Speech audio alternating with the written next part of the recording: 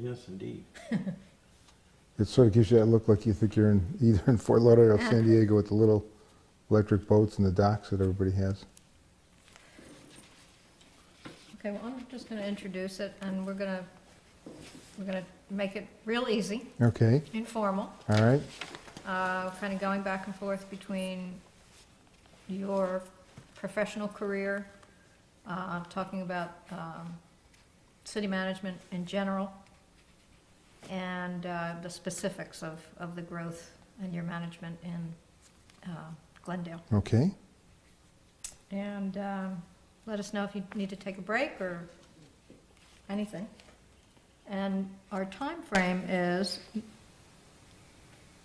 I have to leave here at 11:45. okay, The latest. So at at the latest. Because I have to be on campus. Whatever's good for you. So if I can leave at 11:30, that'd be. Okay. All right with you? yes, sure. Okay, good. No problem. Okay. Ready? Okay. My name is Nancy Dillette, and I'm an academic associate at Arizona State University and an oral historian. Today is April 5th, 2005. I'm joined by Noel Stowe. He's chair of the history department at Arizona State University, and he's also director of the public history program. And together, we're continuing to interview Arizona City County Management Life members for the ACMA Oral History Project. Today, we're interviewing Dr. Martin Vanacour, who worked in city government in Phoenix, Arizona, and eventually became the Glendale city manager, and he served Glendale from 1985 to 2002. We're documenting the history of life members in order to share the values and principles of people who created the council-manager form of government here in Arizona. We're in Martin Vanacour's home, and this is interview number 9. It's being taped by Trey Evans of Skyline Video Productions. So let's start a little bit with your early background, and tell us where and when you were born. I was born in Brooklyn, New York in 1942. Okay, and tell us a bit about your educational background and what were some of the first experiences you had that led you into public service. Okay, I went to the University of Buffalo and got a BA in political science. And then I went to New York University and received a master's degree in public administration. And I had a fellowship to do that. And then I started working, and then about 25 years later, I decided to go back to school and went to Arizona State University and received a PhD in public administration. Tell us a little bit, so if, what age are you when you go to NYU for public administration? Oh, 20 and 21 years old. Okay, And so it's the early 60s? mid-60s, Okay. mid-60s. And what got me interested in city management, as you were asking, was, Sorry, that's me. that's all right, all Let me right, turn that off. Sorry about that. no problem. I knew there was something.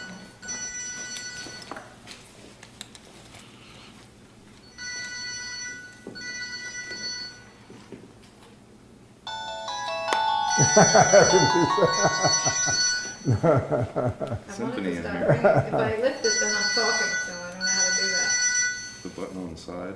Uh, The Well, just volume- lift it volume up and push down thing. off. I mean, that's all you have to do. There you go. Sorry about that. It's off now. Problem is that they all do something that It's they a go little on bit and off. different. Okay, Still wrong. okay. I'm Oh. sorry, so we're back to the mid-60s. Right, Yeah. and when I was No cell phones. No cell phones. in college, in the University of Buffalo, I had a political science professor that talked about city management. That was the first time I've ever heard about that, and I've always liked working with people and what they were doing. And of course, he told me how much money they made, but he was only talking about one, and the rest of them were starving. But I thought it would be a great profession, and so that professor got me started towards the idea of being in public administration. Okay. Was there anything particular at the University of Buffalo that, you were studying political science there, but what was the reason that you decided to go to NYU for a graduate program? No, when I graduated from the University of Buffalo, I was looking for a master's program, and I've heard a lot of nice things about NYU, and I was offered a fellowship, and it wasn't that far away, so that's what, and the reason why I went to NYU. Plus living in the village and all those other good things. So, at the time, when you were looking into different master's programs for public administration, was NYU considered one of the good schools for that particular subject, or where would you, I'm just trying to get at where the developing profession was at that point in terms of the university experience? No, I don't think NYU was especially noted for city managers or turning out city managers, but they had a great school, and again, it was a great opportunity. It was going to New York and getting that experience, and also the fellowship, which made it very, very important. Otherwise, I'm not sure I would have gone to graduate school for a long time. Okay. Tell us a little bit about what happens next. You come through the NYU Public Administration program, and then what happens? Got the degree, got married a couple weeks after I graduated, and one of the things I did right before I got married and right before graduation, I decided to go to the City Managers Conference in Montreal, Canada, and took my last dollars literally, went on a Greyhound bus, went up to the conference, and I printed about 500 resumes. And at that time, there was a program on TV called Have Gun, Will Travel. So I decided to put the resume, say have degree, will travel. And in those days, when you go to the City Managers Conference, there was some registration, but everybody you picked up a piece here, you picked up a piece here on a table, and things like that. And so I put my resumes in that packet, so they, not looking, they picked one of those up. I put resumes in the telephone booths. I pasted them above the urinals. I stuck them under the doors in the hotel rooms.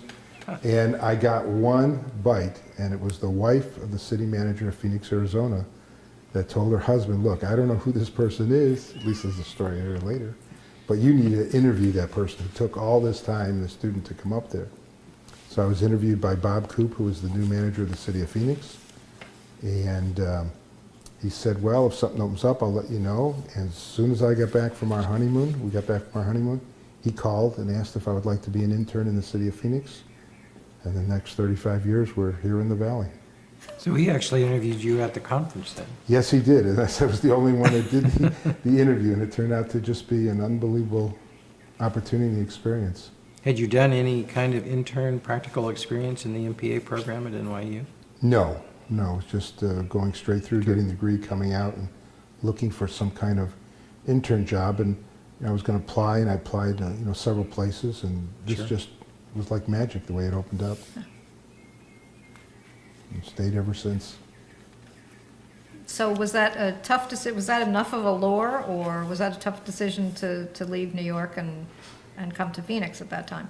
No, it was not. I happened to have a relative, here, but no, it wasn't. We're, newly married, the excitement, and we took our wedding presents, hopped on the plane, and out we came, and just the two of us, and it was a wonderful and the best move that we ever made in our lives. So tell us about what you did as an intern for the city, and what year is that you started? I started in the very end of 1965. The reason I got the job, an intern left early and there was an opening. And so you wrote letters, you did reports, you followed through, you worked in the budget and research office at that time, and just did a little bit of everything that you could. I was one of 3 interns. It was the first time that they ever hired 3 interns at once.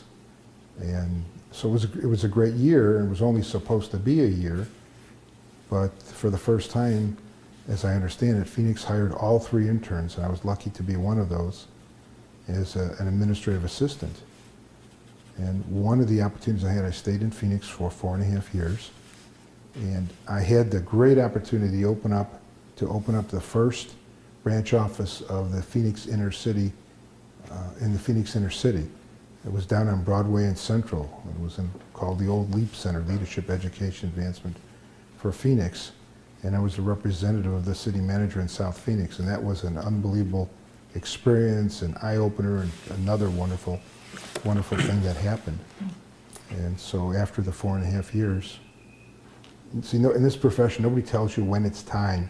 You have to decide yourself, and you talk to people, and you make up your mind. And I love Phoenix, but I knew I was ready for the next opening, so I applied in a number of places for an assistant city manager's position. And luckily, literally right across the street, I became the first assistant city manager of Glendale, Arizona. What led Phoenix to open the branch office, the first branch office? What was? It was the time surrounding. of the Watts riots and racial problems around the country. And Bob Coop, who's one of my mentors and a very innovative city manager, felt that the city needed a presence in the inner city.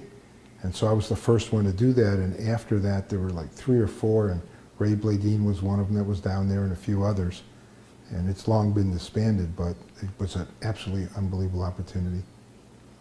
And what kind of things did the branch office do that was to change to actually reach out to the inner city? Number one, I went to a lot of neighborhood meetings. I had small offices also in the housing projects and tried to build friends and relationships. And when there were bureaucratic problems in South Phoenix, the goal was to help them and show that we really cared to get through that. So I developed a lot of wonderful relationships, met a lot of people that friendships lasted a lifetime, and gave me just a new understanding of part of what we're supposed to be doing as city managers. Is this actually reaching out, in terms of just practical aspects here, were you making contacts with the Hispanic community or the African American community, or both here? In this? Both, mainly the African American community, but both. Mm-hmm. Were there any, can you try to take us back to that period in time, because things are so completely different now. So it's what year are we talking? 1965. 65. Well, Was when I this was- after the Watts riot? Because the Watts riots are in the summer of '65. Right, no, it was after, because Okay. it was probably 66, 67, 68 that it was there during that time frame.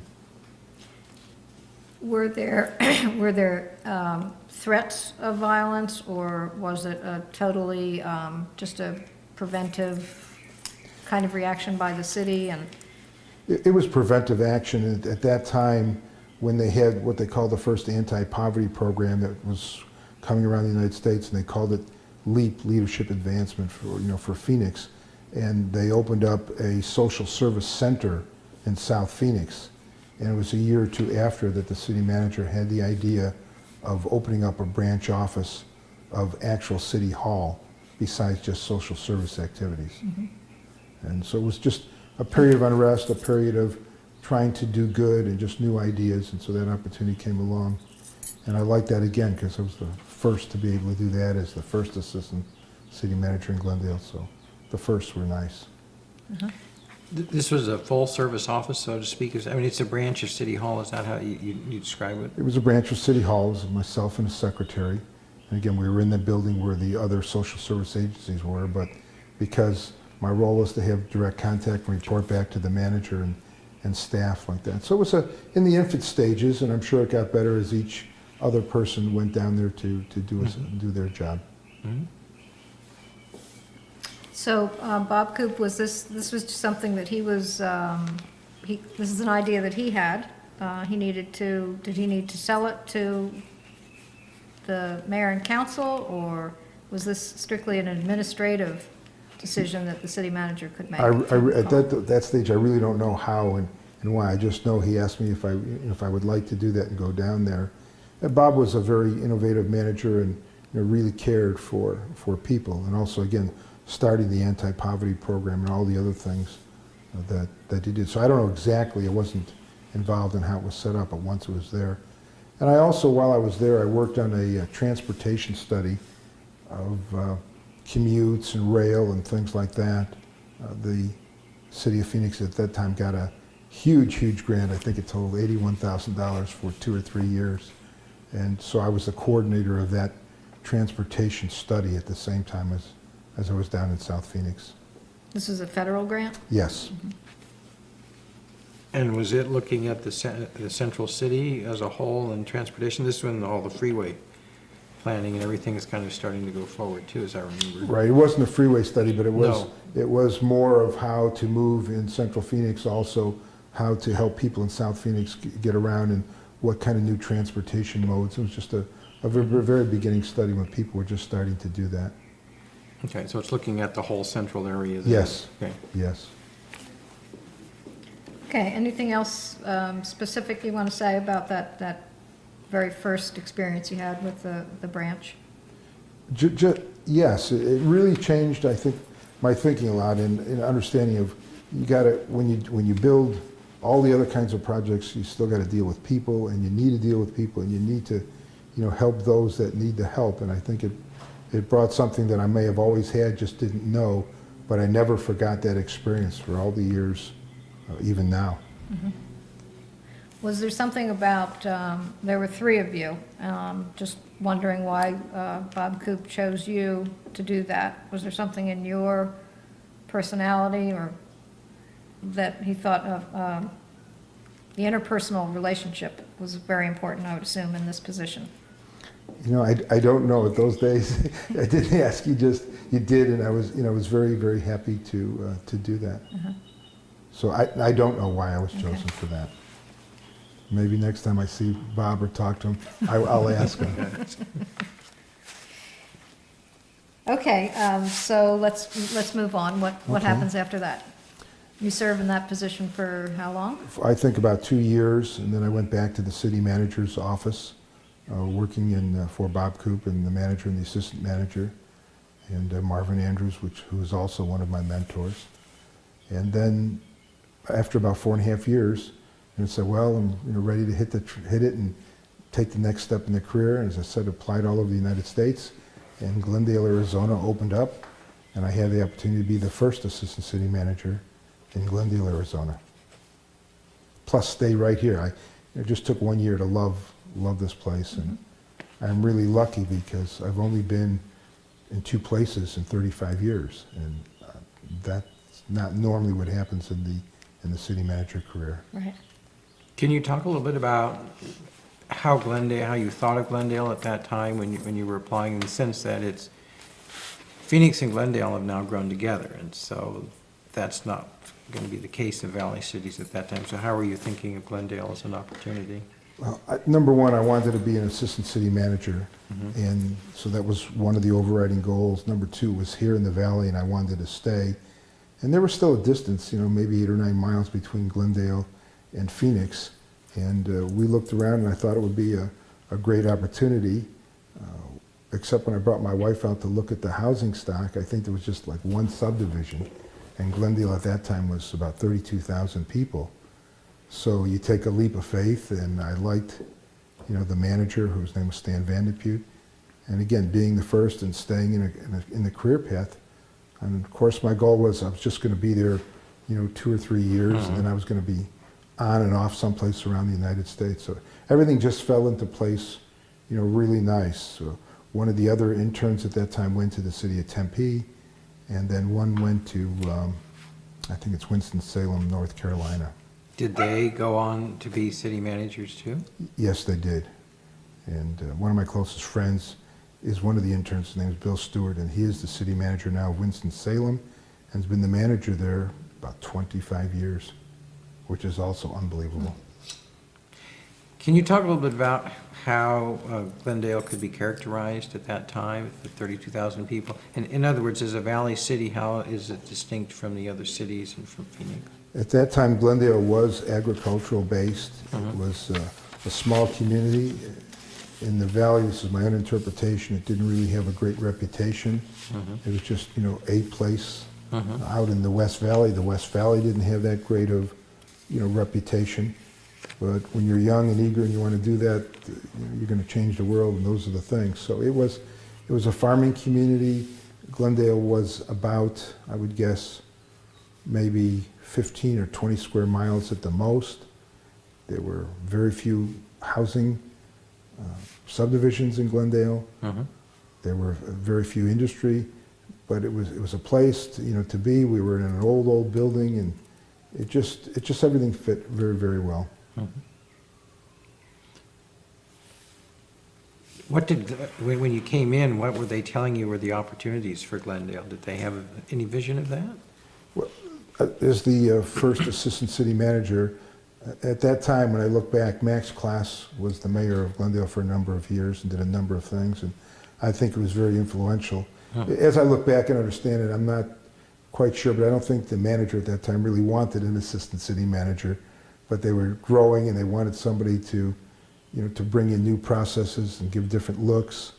And so I had that opportunity and said, it's new, so if it succeeds, it's because of you. If it doesn't succeed, then maybe it's because you didn't do the right thing.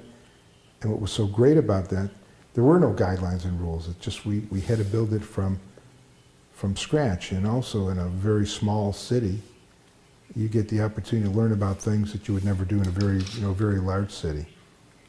And so it was just a very good opportunity and it was wide open. How was growth characterized at that time? When you talk about growth, it's still a farming community, so how was growth perceived? Is it... There wasn't much, real growth when I was in the beginning stages. Right. When I was there. We wanted growth, and I don't know. Most city managers always exaggerate about how big their community is. Like you have to be big to be good, and you don't. But you learn that in later life. And our goal was to be big, to get the money from the census, to attract attention of others, to be a player in regional activities. And over time, Glendale grew tremendously. So it was 30,000 when I was first there. And when I left Glendale, it was almost a quarter of a million. So you can see that growth. And so I was in 6 or 7 different cities without having to move and get those opportunities.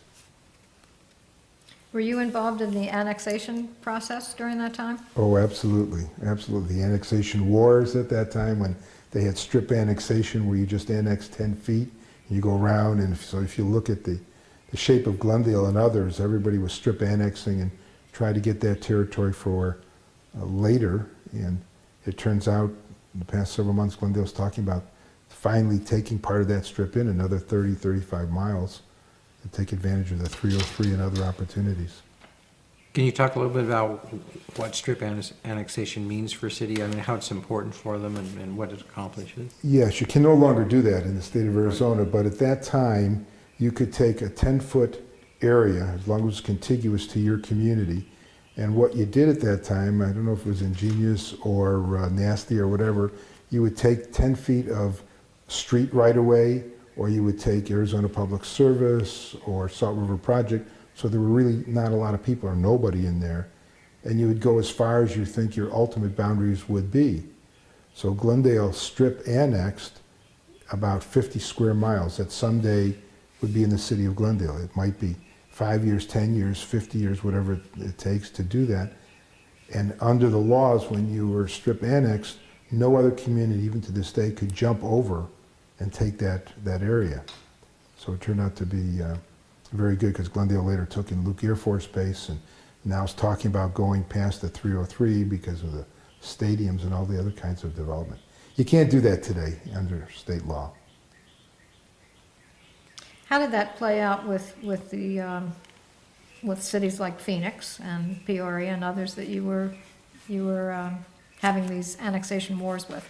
With Phoenix, it was terrific, and terrific from the standpoint that there was never a problem. There was always a handshake or a gentleman's agreement, and it worked out very well. In the early stages, there were some problems with Glendale and Peoria, trying to jump boundaries, etc. But as a whole, it was really pretty good. In all those years, Glendale always has had good relationships with the city of Phoenix, and in later years with the other communities. Mm-hmm. But it was really never a major problem. And all the cities were doing that at that time. So there were just the other 2 cities then that you were positioning yourself with, Peoria and Phoenix? Yes. Or are there some other things in the western? Okay. It was mainly those 2. Okay. So as early as 1970 or so, the ultimate boundaries you knew would be about 50 miles? Ultimately 100 square miles.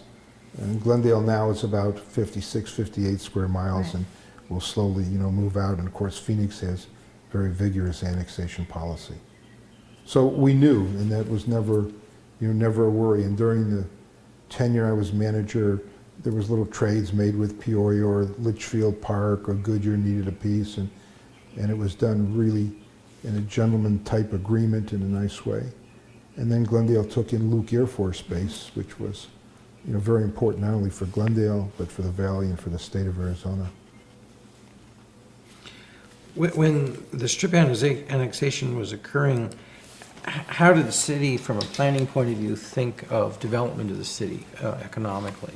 It's a farming city, you're strip annexing, so when you thought about the future development of the city and the growth, was there some idea of the kind of economic growth that would come to the city within those new areas? Glendale at that time, and I think other cities, Phoenix was the model. You wanted Right. to be, like Phoenix, understanding it would never be that big. I think the foresight that the elected officials had was to do the annexation and take in that big strip and then just wait. Okay. And Glendale waited for a long time. They just did not go out and say, we're going to take this part in because can you provide the water? Can you provide the sewer? Police and fire, and questions of land subsidence in the far, West Valley, all those things. And they're still going through that kind of mental gymnastics now to figure it out. But the elected officials really had foresight to say, we know we're going to have to grow, it'll happen in the future, let's get it in now, and then we'll worry about those kinds of issues later. Okay. In terms of other governmental entities like school districts, for example, was there conversations with them about what was taking place here in that kind of annexation? Because it's very aggressive, obviously. Right, only in the later years. Okay. I would say in the last 10 or 15 years did we develop good relationships with the school districts, and now it's heavily integrated in before you take and when the school sites and how it's going to be in parkland and things of that nature. Mm-hmm. So that's only been in the last 10 or 15 years.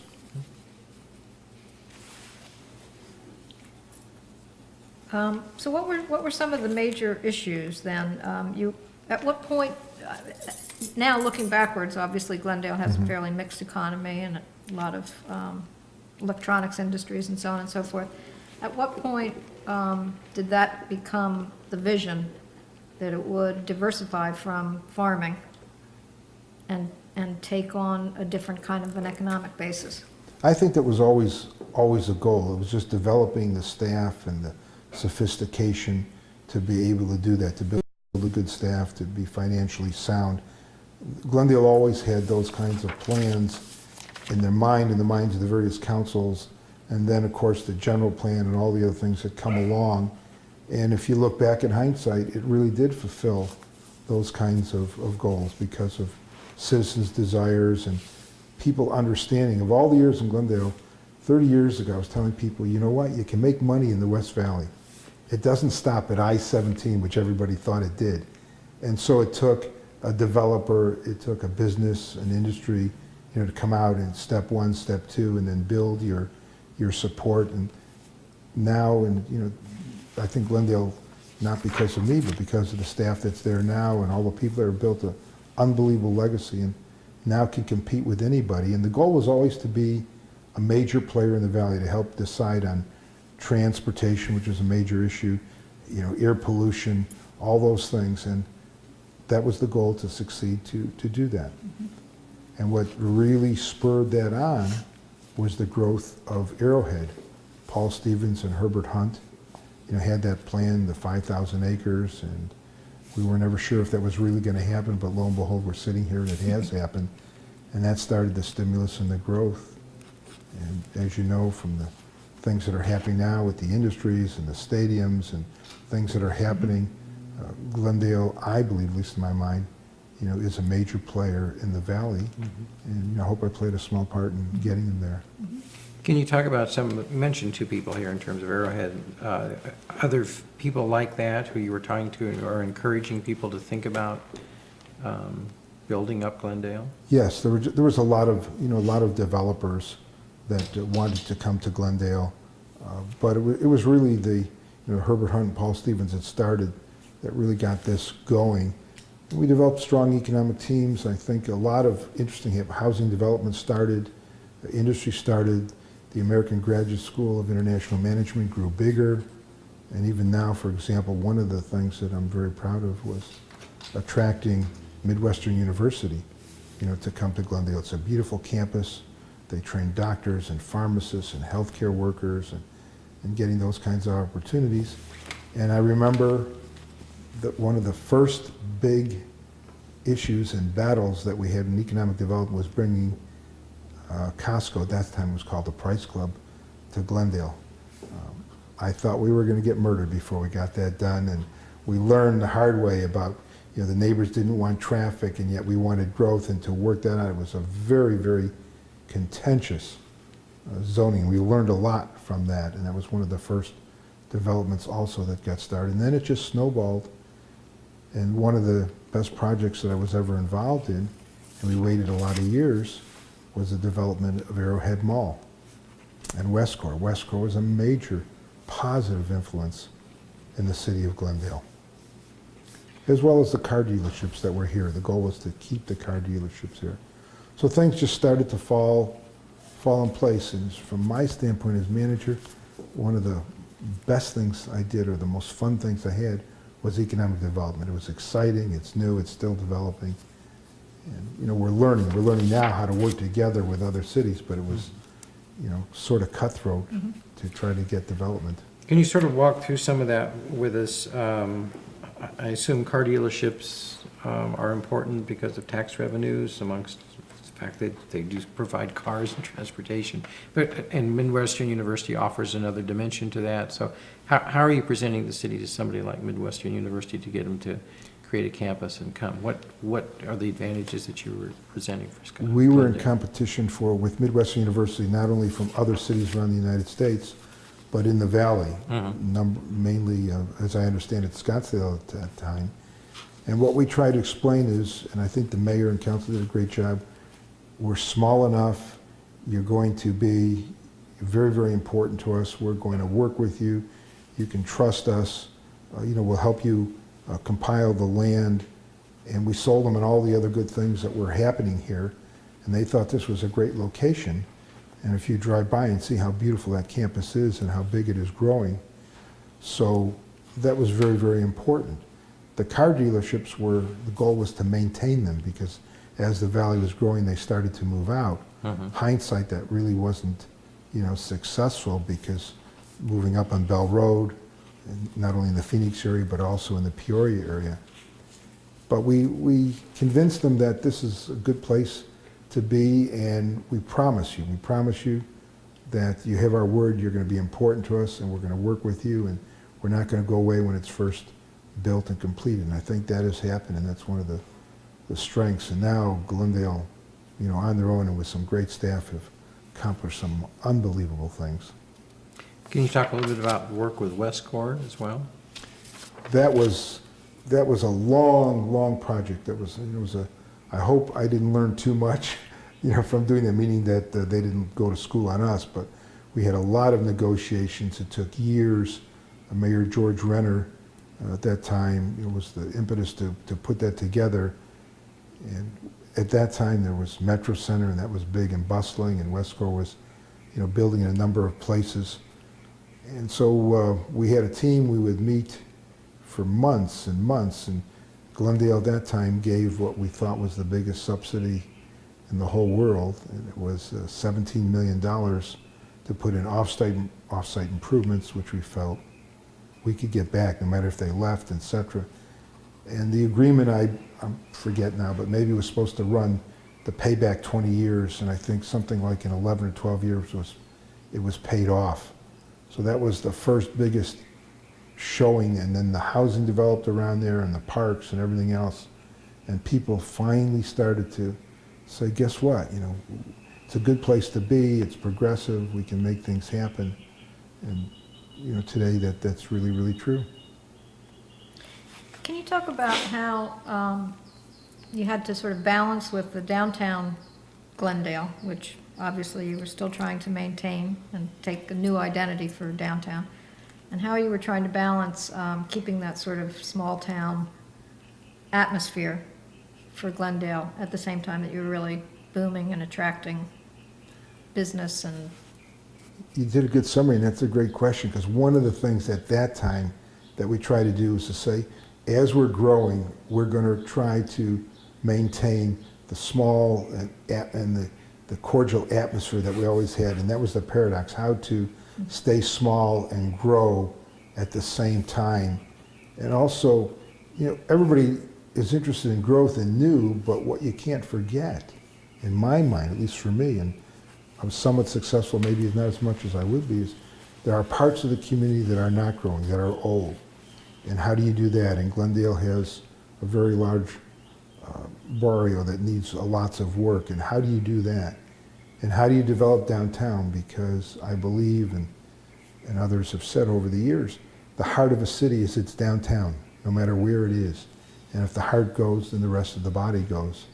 And so Glendale worked and spent a lot of time in building up, the downtown. And one of the things that I'm proudest of during my tenure is the area, how Glendale became antique capital, and also the area of Catlin Court, which is expanding now. And the homes in the Catlin Court area were deteriorating. They're from the 30s and 40s, and they were hardly worth anything. And now they're hundreds of thousands of dollars, and it's a vibrant, beautiful little enclave.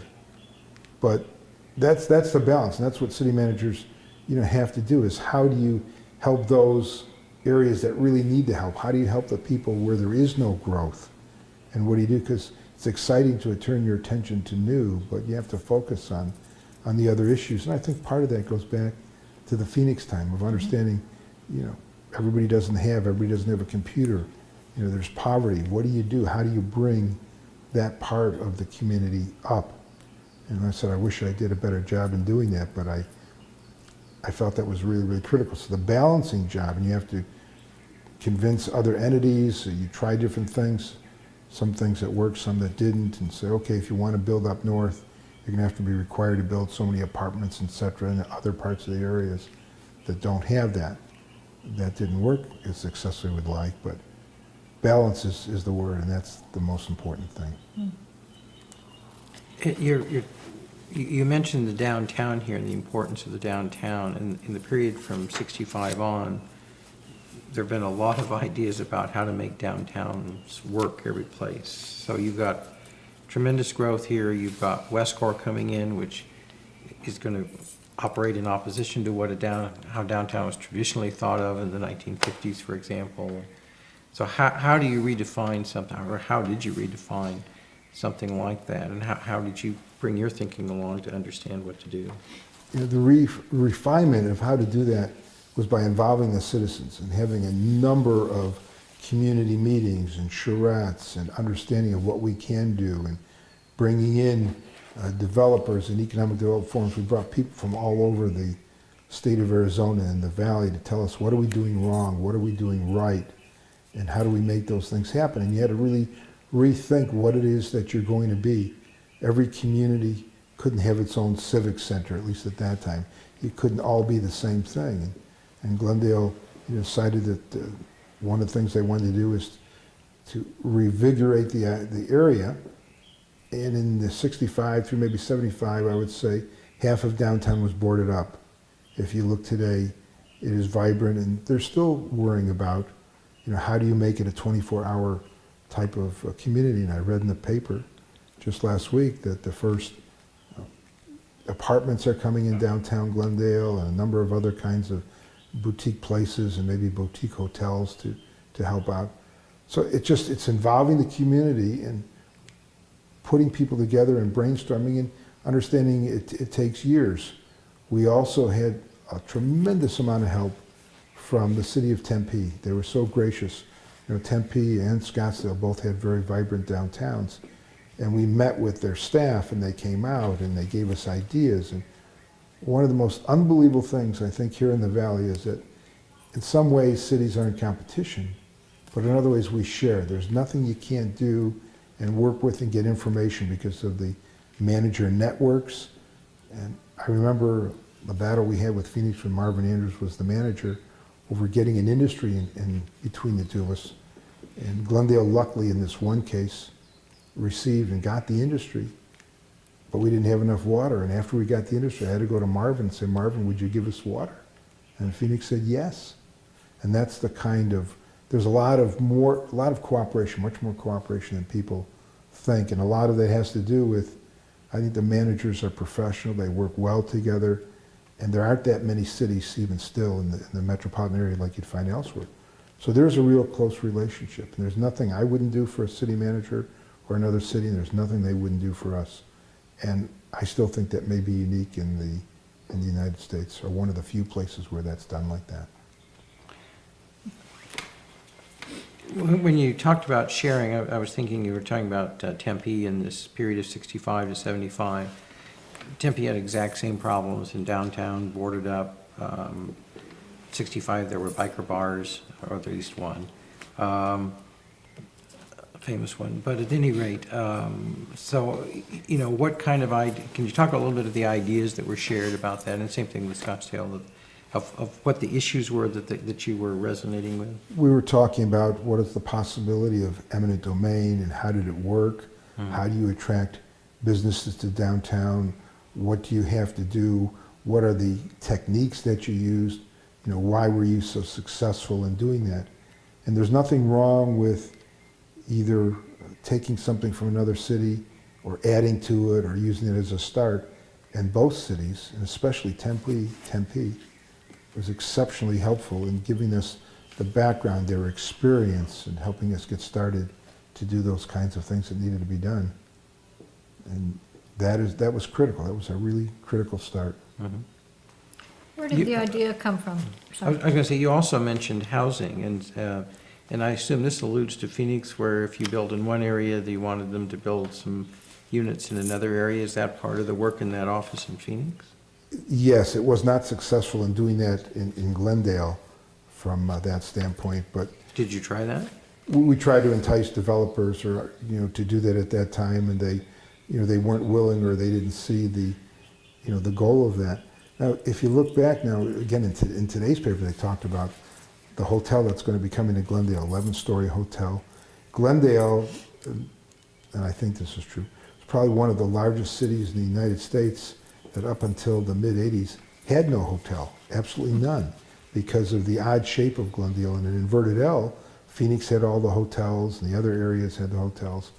So we tried for many, many years, you know, because we wanted it, because it's a status symbol, etc. Now it's finally starting to come. It just takes years, and it takes working with different councils and doing everything you can, and I use the words, to create a positive community legacy. How do we do that? And, you know, how do you convince councils to take a long-term view of issues? And they always say councils don't take a long-term view because of the short time to be elected and things to get done. I say that's not true. How would you build water treatment plants? How would you build airports? How would you build, you know, freeways? If you have the right conversations with the council and they understand, they will do short-term things, but they're wonderful at planning and doing long-term projects. It's just figuring out how to work with them to get them to do that. Can you take us maybe through the specifics of how the city fixed upon the idea of really focusing on antique retail as the rejuvenation of downtown? Was that an idea that came from a variety of business people who wanted to have antiques, or was it you were looking for a theme to work around, or how did that work? I think part of it happened by planning, looking for a theme. There were some antique stores in downtown Glendale. Through the community and a number of public meetings, talk about, you know, what could Glendale be. The theme in downtown was to keep it as like a Midwestern town. People would come in and say, this reminds me of what it was back in the Midwest. To this day, as far as I know, I think there are no parking meters in Glendale at all. There were at one time. So you park for free, the perpendicular parking, moving the streets to make them a little bit narrow, make the sidewalks wider. And if you notice specifically, in part of the plan in downtown Glendale is to, you know, the buildings it's pedestrian friendly, are close up. There isn't a lot of grass, you're right there. And then part of it, a real small part, I spent a lot of time in Prescott, and I always wanted to put something like that square and do that in Glendale. And so one beget one, and one beget another, and before you know it, USA Today says Glendale is one of the top 10 places for antiquing. Now that's great, and it's a great start, but on the negative side, if the economy turned, unfortunately, it would be easy to close that and it could be gone. So how do you diversify? How do you get that to happen? And through others, after I retired, they worked with, there was another mall on Northern Avenue, and as part of bringing out the stadium and the hockey, we said you have to, or they said you have to redevelop the other mall, and now that's happening, just a number of really exciting things. So if there's a legacy, I'm proud of the staff and the development of Glendale and what they're doing now, and hope that a little bit of that can be traced back to some ideas we had in the early stages and building the sophistication to make it necessary to do that. Talk to us about building the staff and what it was like when you first came, and that transition from being assistant city manager to manager. Wow. When I first came to Glendale, I said as the first assistant city manager, it was basically the manager and I were the entire staff. So you had to learn about how wells worked and how to repair streets and do all those things. And little by little, we built a much more sophisticated staff over the years through bringing in people and convincing them we could do the right thing.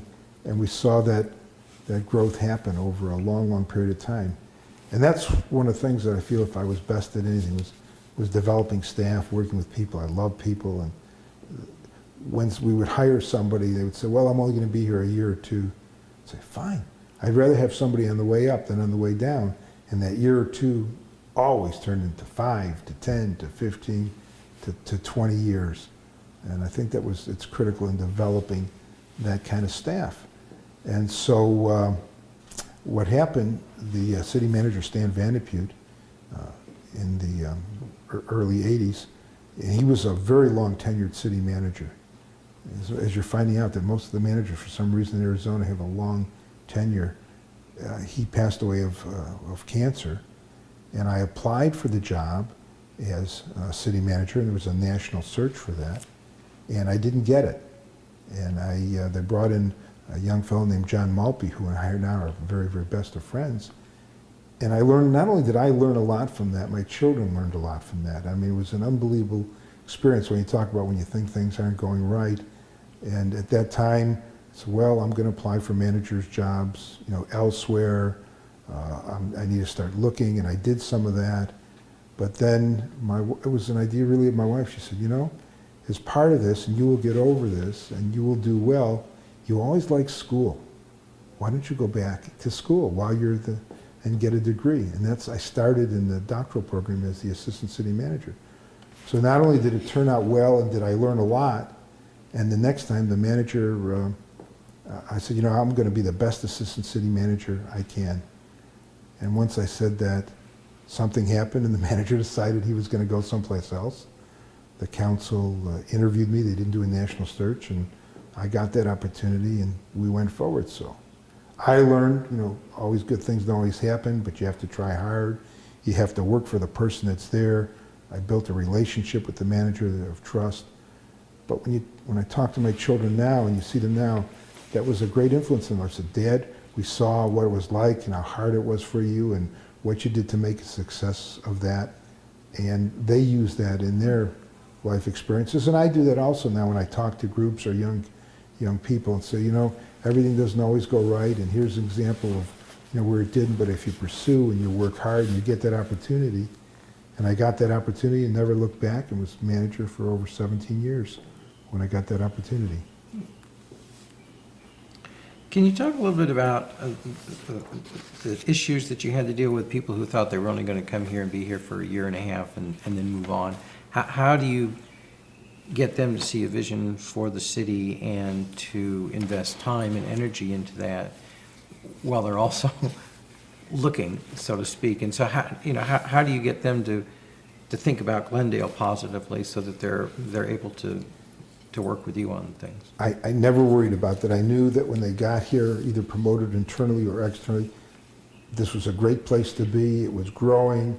It was in the Phoenix metropolitan area, and that we tried exciting things, and we developed good staff and a good rapport. And I always believed in, if there's any success to my career, I feel it's bringing people into government, young people into government, and interns. I had 30 interns that I had over the years that I brought into government. And it was a good place to work. I knew they would stay longer. I knew they would like it because there was growth, there was excitement, and I believe that the employees always were treated well, and I liked them, and I think that they saw that, and that was the thing that stayed. So I never worried about that, sort of laughed about that. I'm on my way up, only going to be here a year or two, and of course, I said the same thing the first time I came to Glendale, and now that I look back, maybe the manager had a sparkle in his eye and said, yeah, you're going to, it's okay to leave. But most people stayed, and we grew, and you want to have those that stay. You want to bring in new blood as well, and you want to promote from within. So part of the job as a manager, you're an external person, and you're an internal person. If you don't take care of home first, and build the staff and the strength and all the good things that happen. And so I feel that, patting myself in the back, if I had a strength, it was I felt it was a people person and working with people and letting them know sincerity, and that was the strength. And come here and we'll do good and we'll work together and we'll build this great relationship. And I hope we did. Well, you mentioned you were building a sense of home for them by doing all of these things. Mm-hmm. So if you expand that out, then what's going on with the council and the mayor and manager's office here for the 200,000 people who are moving into the city? How do you help them in that broader sense think of this as a positive move for them and not temporary, so to speak, and not just a way station? It's working. You develop all the amenities, and you find out Glendale always had this hometown feel, and the mayor and councils over the years always worked together and believed about building this community legacy. And for example, Glendale, I think, has been fortunate over the years that councilmen get reelected more than not. Glendale passes the bond issues without any kinds of problems. Glendale, after Tempe and a few others, passed a transit fee in order to build mass transit. It's building that relationship and know that there's trust and goodwill, and it takes a lot of work, and it's putting the council in the forefront and having them do the things that are necessary that they want to do that. So all communities build, they either have a reputation or they get a reputation, and Glendale has and had a reputation of being a nice place to be, an innovative place to be, a positive, and you work hard to do that, and the people come and stay. And over the last 3 years, I know what I read in the paper and watch others, it's just taken off and taken that next leap forward. And it's always nice to see, when that happens. Can you talk specifically about how you built the staff and the sophistication? How did you recruit people?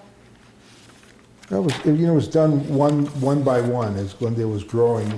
As you grow, and there's good things to growth and other things you have to work hard at. As you grow, you need more police, you need fire, you need administrative staff, etc. And Glendale, built a reputation just little by little that this is a good place, it's a nice place, the councils work well together, and I hope that the manager, the manager and the staff had a fine rapport, and when people look for jobs, they look at where they're going, and they look at the staff, and they look at the manager, and they look at the elected officials, and we were able to, build that rapport, and one by one, as Glendale grew, I hired great assistant city managers and great department heads and also deputy city managers.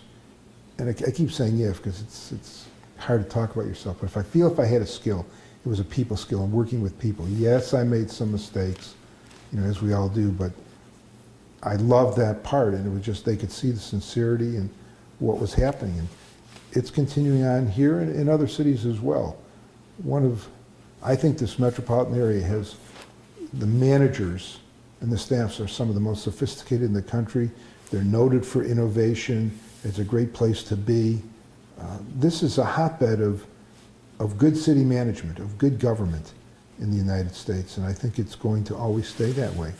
So what attracted people was not only what I thought was happening in Glendale, but it's the metropolitan area, it's, you know, Phoenix, the core city is so important. It's the weather, it's Arizona, it's jobs, and how to meld that all together to bring everybody together. And so it was probably the easiest part and the part that was the most fun in developing a good, cohesive staff. And I look at where they are now. The interns that I had now are managers all around the United States, and the deputies are managers. Tom Martinson in Paradise Valley was a deputy. Tim Ernster in Fountain Hills now, in Lake Havasu, was a deputy. My assistant city manager is a manager in Colorado. A number of the interns, and it gives me the greatest pleasure, are managers all over the country, and so I hope I had a little part in doing that. In terms of the question here, you talked about the metro area and Phoenix City as a core being important. The area always gets played up with cities vying with one another and competing with one another. You're really talking about a spirit here of they contribute to one another in a sense of well-being in terms of this staff idea. So can you talk a little bit about the satellite cities as they're always described, and then, because usually it's described as, well, there's cities and there's the behemoth sitting here, and so you've described this a little bit differently. Can you explore that a little bit more? There is still some competition among cities. You know, when I was with Glendale, my job was to work to make Glendale the best place that I could and fight for, you know, things that were important. But fighting may not be the right word, it's just pushing for your own community. But you have to realize, and we did, in order to get the transportation package passed, there's got to be compromise. There's got to be things that need to work together. And I think the managers understand, you know, Phoenix is the core city, you know, the mother city, and how goes Phoenix goes the rest of us. But there is some competition. If you talk to, you know, the manager of Phoenix, and, you know, he will say, yes, we're in competition, we're trying to find ways to work together. But what people maybe still don't and didn't understand is the management, the professional managers always work well together. You know, we understood it's a business. We might fight on one issue and work real closely together, but in this valley there is more cooperation. We're one of the first to have a joint water and sewer facility, you know, the 91st Avenue treatment plant, even though there's some special side plant. It's one of the first metropolitan areas that had first in response with the fire department, which is still there today. The central dispatch comes out of Phoenix. Water and sewer issues. It's still, and it's changing very slowly and slightly, is not to fight so much about economic development. That's always been the big battle, but there's just, I might be able to cite 100 different areas where there's just unbelievable cooperation between each other, and you couldn't get these things passed or the transportation package passed. And nobody really knows that, but it just, everybody works well together. It's phenomenal. There's nothing, as I said earlier, that I couldn't ask another manager or another city. There's nothing they couldn't ask from me that we wouldn't do if we could do that. So on one hand, there may be a little battle going on here, but there's 20 other things going on over here that are phenomenal. But again, we always have to understand, we work for a group of elected officials that want things to happen for their community. And I think the Valley is now making small but positive strides of working together in economic development activities, and I think that's going to be the future. Talk to us a little bit about, you're in a position for a very long time as city manager, but obviously the council is changing. You also have a long tenure for the mayors in Glendale, generally. Talk to us a little bit about how the roles and the goals and the aspirations of a politician are different from the roles and goals and aspirations of a city manager. You know, that's a paradox also, because I think they are different. The roles and aspirations are different, but at the end, and if we start at the end, it's the same. I think mayors and councils and city manager stuff, they want to do good, they want to create public value, they want to make it better place than when they first got there. But on the other hand, we are different from them in terms of, they're elected, we're selected. In terms of they're more short-term than staff is long-term. You have to meld that. You have to understand and have to have political savvy. I don't mean getting people elected or Democrat or Republican, but understand about the role of the council and how it's changing, and that the role of the mayor has changed greatly as the focal point. And if you work behind the scenes, and I think most managers still do today, you don't see, you try not to see your name in the paper. I'd never like to have my name in the paper.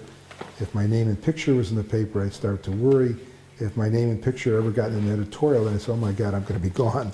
So you try to stay in the background to help them put that together. But you have to understand, and I understand, that we work for the elected officials.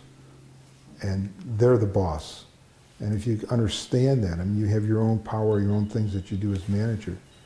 As a matter of fact, what I do now, I have a small consulting firm, and my partner is the mayor of North Glen, Colorado. And that's what we do now. We go around the country working with mayors and councils and city managers about how to build this positive community legacy.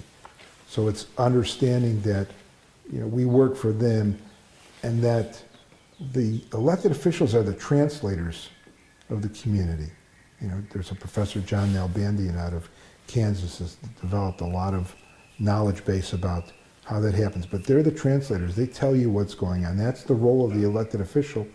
And our job is to help them carry out in a positive way, to give advice and give alternatives. We're involved in the policy process. And if you read the textbooks of 10 or 15 years ago, you would still find that old paradigm that we're separate. Politics and administration is separate, but it's melded together. And I think it always, has been. And some have thought in public administration where they're separate. Woodrow Wilson, you separate all, but it's together and it's a blend. And so it's understanding and getting your staff to have political savvy, to understand who the boss is, what's going on in the community, when to tell, who to tell, how much to tell, how often to tell, when not to tell. And I always look to try to develop the political savvy of the staff. So it's understanding that in my little world of city manager, there's a lot of power and authority, but in the big scope, you work for the mayor and council, and that's what you have to blend in. And luckily, somebody someday will write, or what you're looking at, try to figure out why this metropolitan area has such long tenured managers and also elected officials. And in a whole, the managers come from the organization and work their way up. Phoenix did that with Frank Fairbanks. I did that in Glendale. Mesa's done that forever, where the managers come and stay in the community. Scottsdale had a long reign like that. Tolleson, the manager's been there maybe 20 or 25 years. How does that happen? And I think it's the understanding that this is it's a paradox again. There's so many paradoxes in public administration. We're political, but we're not political. And we're not political in the things that we do to do good, but we're political in understanding. You got to understand what the community wants and when is timing and all these other kinds of issues. So I think that's what comes with experience and why managers maybe last so long in the Phoenix metropolitan area. When you do your workshops or seminars that you referred to here with your partner, I would suspect that you talk about the difference of city council managers in 1965 when you started and 2005 now, or at least give somebody a perspective of how things have changed, or even if you don't, how do you see the difference between when you started here and roles of city councils and mayors, and from then and now, how do you see that role here in the 21st century? Because obviously you see it as a dynamic situation for managers and staff, so you must see it the same way, I would suspect, for the others. I do. The roles are changing, and we have to accept the change. Mm-hmm. And I think, especially west of the Mississippi, I think the council manager form of government in the past has been more progressive. Mm-hmm. And that also things that have happened, the district system or the ward system, whatever you want to call it, the direct election of mayor. The mayor is even in a council manager city, a very powerful role and position. And so it has changed over the years. In the old days, I guess, when I started, the mayors and councils wanted to know what you were doing. Now they want to know what you're doing, how you're doing, when are you doing it. And there is a role, and it's this dynamics, to gain power, you have to share power, and how do you work together? It is definitely changing. The line, when the city manager government first started in the early 1920 in the 20th century, was different. You're not going to cross over, you're not going to get involved, but managers are involved in policy. They always have. When you give alternatives, how many alternatives to do that? And if you're going to succeed today, you have to understand that role is changing. Professor John Savara out of North Carolina has, it's called the line, this line of what was set up, and how do you determine where it is now? And as you go around the country, my partner and I find that the managers that are successful understand that it's changing. Not that you're going to give up all the things that you have, but just because it's written in the charter, et cetera, it's not necessarily the way it is. And so luckily the mayor and I have had some success, because she's elected, I'm appointed. As a matter of fact, we did a seminar not long ago for the City Managers Association, and the topic of that forum was we dress alike, but we think entirely different. And it's understanding where we're coming from and how we get there. And again, as Professor Savara said, council members go out in the community, they hear and they tell stories in a positive way. When it comes to us, we have to translate those stories into facts and to numbers and to see how it's going to work. And understand, we really are a team. And sometimes councils have a tough time understanding the role of the mayor. I mean, by the charter, it may be the same, but the mayor is either one of 7 or one of 9 or one of 5, or, if you're in Detroit, one of 35. So people go and focus, on the mayor. And that's where managers sometimes get in trouble, is understanding how to work with the council as a whole, and that there's differences and that there's similarities with that. So if I think what's changed is the role of the mayor has changed, the council's more involved in day-to-day activities, and in administration a different way. They can't tell you what to do, but they want to know, and you have to involve them. When I first started in the business, I wanted to hire a police chief, and that was the time there was a vacancy. I would hire the police chief, I'd run through it, and that would be it. Today, before I left, you want to hire a police chief, you have community meetings, you inform the council, you have dinners, they can see the candidates, they can give their input. That's not giving away what you were doing, but the role has changed, and it's going to continue to change and evolve. And if you can't adjust to that change and be part of that change, for me, I don't believe you're going to be successful. You mentioned that this form of government is more progressive west of the Mississippi. Can you tell us what you mean by more progressive? Now, this is my own Right. own theory. I can't base that on a lot of. I just think that the council manager form of government basically started in the East Coast, and it was more formal about what the manager does and what the council does. I think out west, because there's so greater number and the growth and the change, you have to look for new ideas and be very progressive and innovative in how things are done. Again, that's just my own feeling of it's more flexible, it's growing faster in the western part of the United States than it is in the eastern part of the United States, and that's what I mean by that, but it's anecdotal on my part. I can't give you any studies, et cetera, that say this is what's happening. Okay, but if you look at an area like Phoenix, and you said it's flexible, and you've got a city that you were city manager of that grew from 30,000 to 250, and I live in Chandler that's grown similarly, then it does strike me that in order to describe the valley and how it functions and how these cities function together, even if you describe it as core and satellite, there's got to be something that's built into the characteristic of the form that allows some flexibility here. Is there a dynamic aspect to the city manager council form of government that progressive starts to mean things like flexibility, or how do you think about that?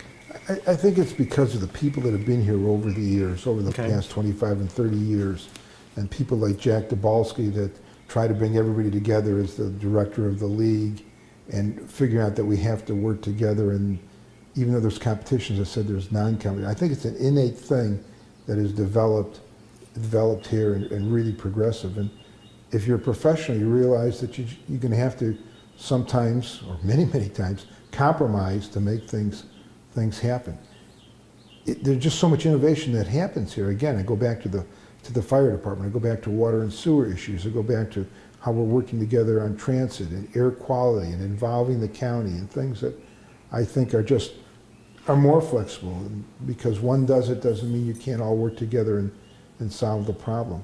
We wouldn't be having the success we're having in terms of the mass transit that's going to happen and the routes that are going to go from various cities and how to put that together, cleaning up the air quality here.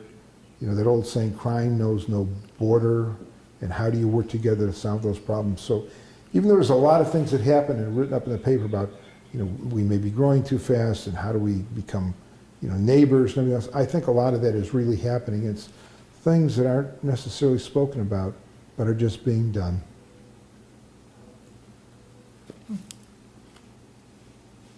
Talk to us a little bit about that balance between being innovative, and maybe if you could think of a specific where you really took a risk and tried something, and maybe where it didn't work so well, but what you learned from it. Unfortunately, I have a lot of those. I think of over the years, I've tried something and it didn't work, and others that it did work. And one of the innovative things that was pretty successful that Glendale and other cities have done is to really work with the citizens. And Glendale was one of the first communities to have a citizens academy, Glendale University, that's called, to bring citizens involved and take classes and be part of it and build up a constituency, you know, that wants to work together. I think the early thing, and you were asking what has changed. What has changed is the role of neighborhoods, the role of citizens, how you have to work together, and you know, the often used term of being collaborative. It's different. You can't tell people. You have to work together and understand it's a whole new dynamic that was not there when I first started. It absolutely was not. When I told you the story earlier about Costco or the Price Club, we sort of went in and we had a couple meetings, but this was going in the bell. Now you couldn't, you wouldn't, and you never would do anything like that. You learn. When I was manager, we put up a sign about 10 or 15 years ago. We bought a piece of property and this large sign said, water reclamation plant coming.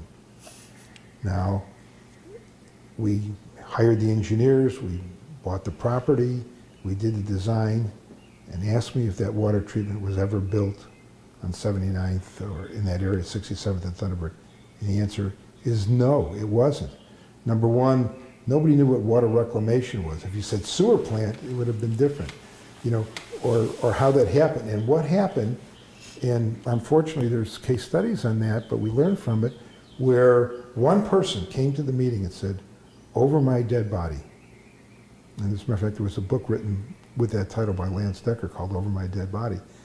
And that was partially what happened, because we didn't work well enough, or I didn't, or didn't understand how to work well with citizens in different groups and how you have to really build a constituency. You need to find out, you can have the best idea in the whole wide world, and if you can't sell it to the political body or to the community, it isn't going to work.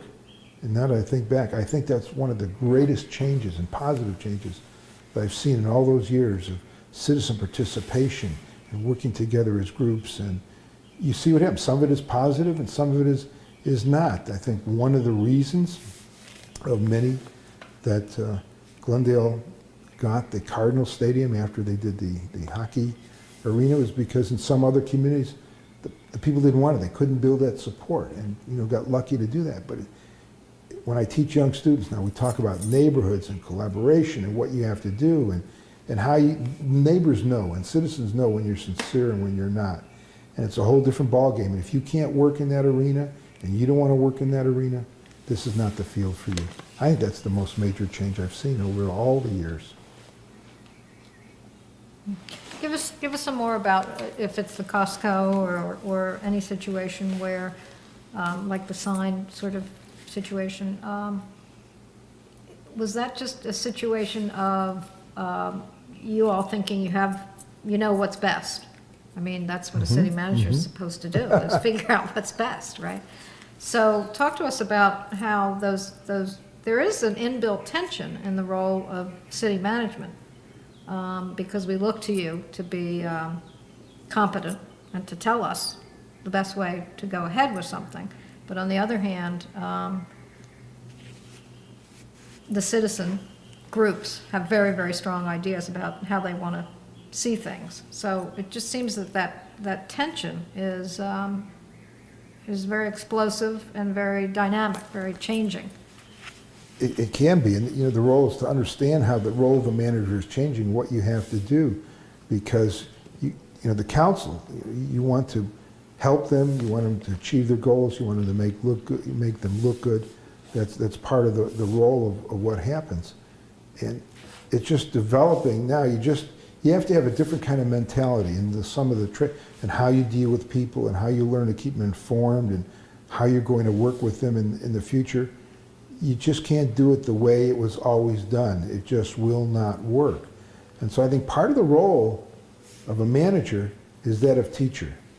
I mean, teaching your staff. It's not the formal classroom and you're pointing, and councils don't want to be taught, but your informal knowledge and your base, and you're a teacher. You teach when you talk to the staff. You teach when you go out to the community. You teach when you have your own reviews in terms of what and how to work together as a group. And the city manager profession is volatile. The average tenure is growing, and it may be something like 5 or 5.4 years now per city, and there's a lot of reasons for that, but some of it because managers want to go on to, quote, larger cities, but it's a very political position in a non-political way, and that's the way the system is meant to work. When things go good, and you hope they do, it's the mayor and council that should and do get the credit. And when things go bad, the way the organization is set up, it's the manager is the focal point, and so councils change, and it gets to be very, very political in a different way, and it still is a volatile profession. And in mythical city manager school, they never talk to you about how many times you have to move, and the political aspect of your job that you have to understand and work with. As I said, you wouldn't read in textbooks 10 or 15 years ago that the manager's job is political, or the manager is involved in the policy process.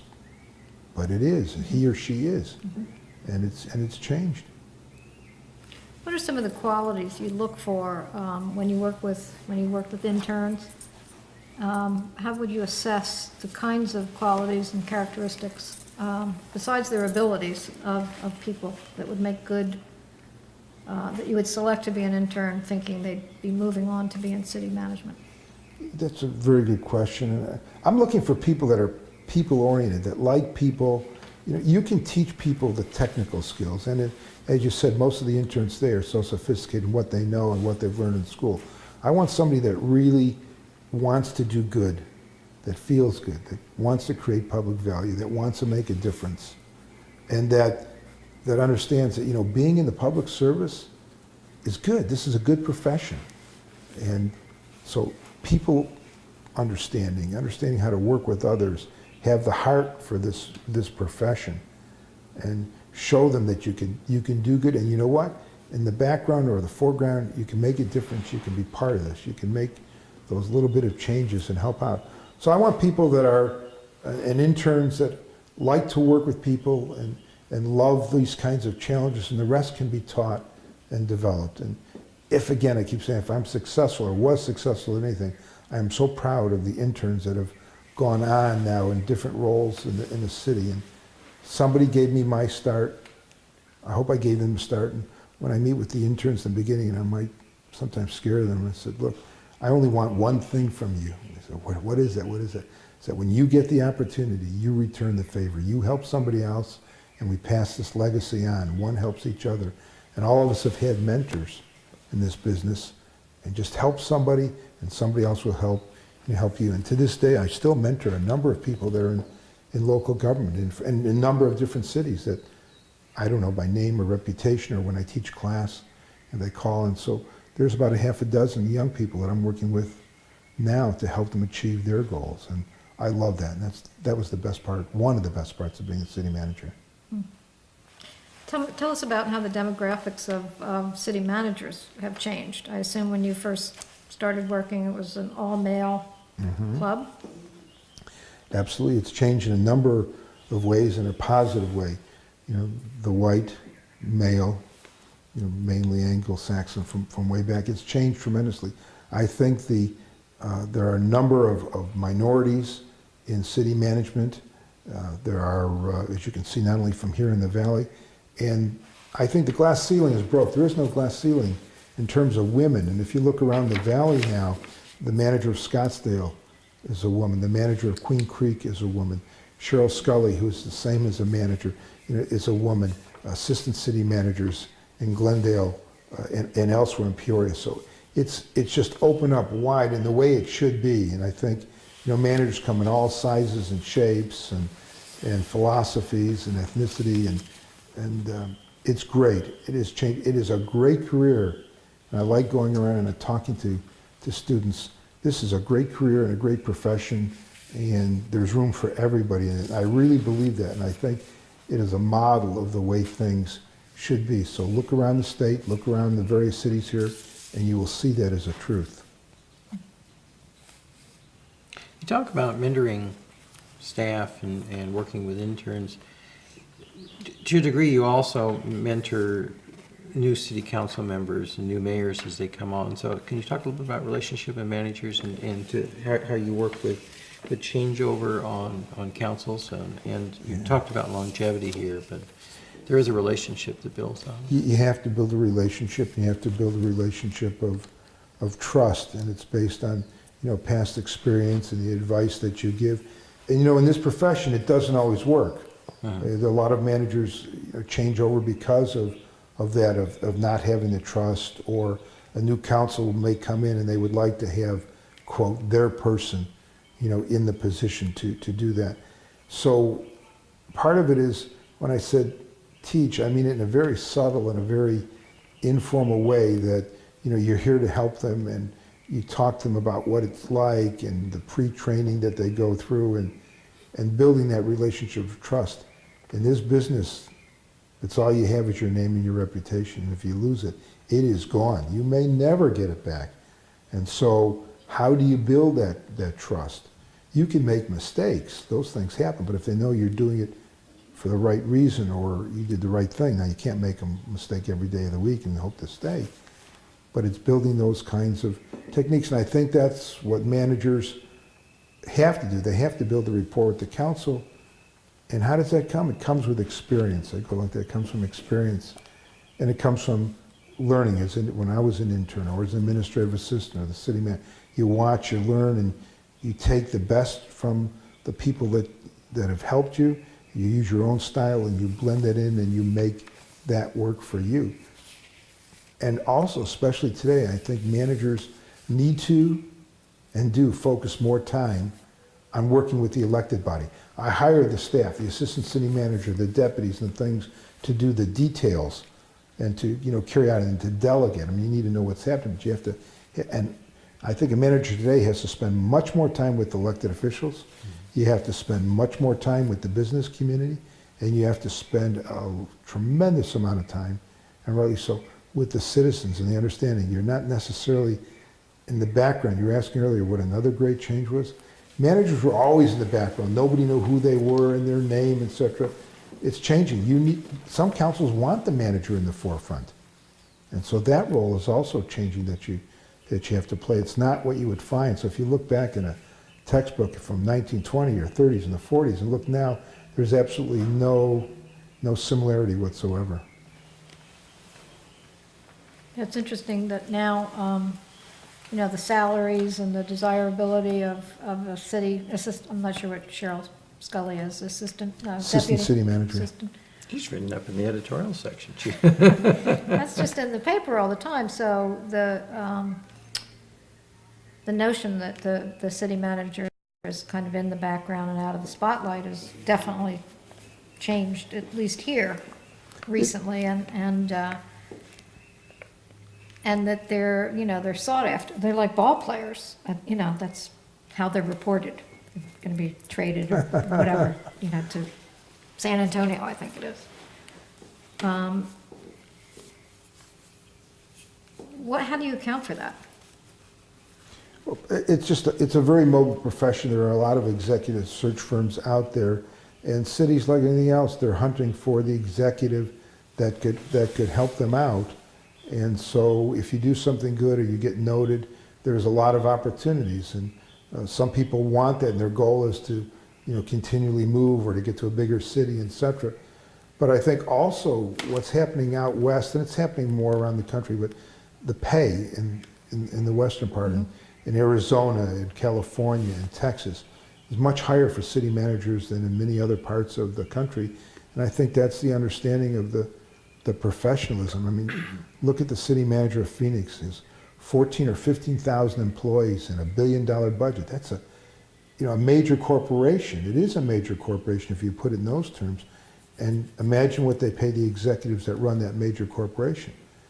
But there's more than just pay to this, but it's just the system. It's a very, very mobile profession, and will continue to do that. And cities are always looking for the manager that's had success and that want to do that. And people still want to move in this profession. I think some of the managers, myself, are just atypical of being in one or two places their entire career. And for me, it may have happened randomly or whatever, but it was the best thing that ever happened. For others, they like going to 5 or 6 places. I can't relate to managers that do that. It's a different kind of mindset. So these opportunities will always be, and good managers are recruited all around the country and will continue to do so.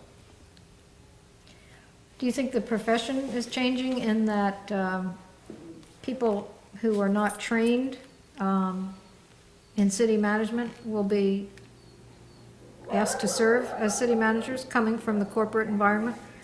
That happens in a very small degree, but it does happen where there are managers that were either attorneys or in business. It's still not the prevalent way of happening. There's still a little bit more of a traditional career to do that. Is there a fear within the profession that's something I had to worry about? No, I don't think so at all. You have to learn. It is public administration is different than private administration. It's similar to private. There's things that change, but there's a different kind of mindset. There's different things that you have to learn and different expertise that you have. So I think it's a very small minority that come from outside the profession. What's going on now, and the big worry is about there's not enough people entering in the profession. What do we do to create opportunities for and train people, succession? How do you do that? How do you work on it? How do you continue to bring young people into government? How do you show them that this is a good place? And we're facing the same thing that's happening in a lot of other professions when the baby boomers and you leave, and now who's going to fill that gap? And that's a constant discussion that goes on within the national level of the city management profession about how to train, how to help, how to get new people, how to build that and help them and stay, and so you don't have that brain drain that is supposedly going to happen. Tell us more about the, I think you called it Glendale University. How did that come about, and how does it function? And I'm really proud of that, and I think it's a model around the country, and it started from the mayor. It was the idea of the mayor that she wanted to have a place where people could learn about government, and that by learning about government, they could be supporters of government. And Glendale started out with Glendale University, and I gave that role to one of the administrative assistants. Her name was Pam Kavanaugh, who's now the assistant city manager in Glendale, to develop that where people could take courses. It started out like in City Management 101, Budgeting 101, where they would go to class. There was very little cost because it would be done by staff and the training. And lo and behold, it took off. People wanted to come. There's competition to do that. The classes go, maybe there's 2 or 3 groups that go through, 30, 40, or 50, in each group. So what do you build? You build that rapport, you build the constituencies with citizens. Doesn't mean they're always going to be on your side in every issue, but they will be more than that. They find out, you know what? City Hall is good. You don't have to fight the people in City Hall. My God, there's real human beings living and working there. And they help you get the bond issues passed, etc. So Glendale University has grown to such an extent that there are now, and it's based on the semester that schools have and universities have, people go through and they take 5 or 8 or 10 courses. Traffic engineering, they take a course. They take a budget and finance course, how to run a police and fire department. There's a planning course, and it was a brainchild of the mayor and then the council that gave us the opportunity to do that. And then I had the staff that I feel so proud that carried that to an unbelievable level. It is going strong now, and there are models all over the country. We weren't the first to do that, but prejudiciously, I think we're one of the best. And so now there's a core of 500 or 1,000 people that understand more about city government that you can call to help out in boards and commissions. Some of them have run for office of the city level and have gotten in. And it just builds, you know, when people know and you learn and they learn about government, it's a fantastic thing. And so there's a very strong Glendale University that's going on within the city government to this day. And it's actually run by the city of Glendale. It's not like through the community college or... No, it's run by the city. There are other agencies that, you know, that do other things. It's run through the city of Glendale, and it really is pretty sophisticated. And you'd be surprised how many people want to take these kinds of courses, and you fill out applications now, and there's more people that want to be in it. And again, I'm sure, I've not been that close to it over the last several years, but from what I understand, it's growing, and that's how you get bond issues passed. That's how you build the rapport. You know, people, if you make mistakes and you try to do good, people will understand if they know what's going on and give you, you know, a little bit of, you know, slack, as one manager said, to help you make those kinds of changes.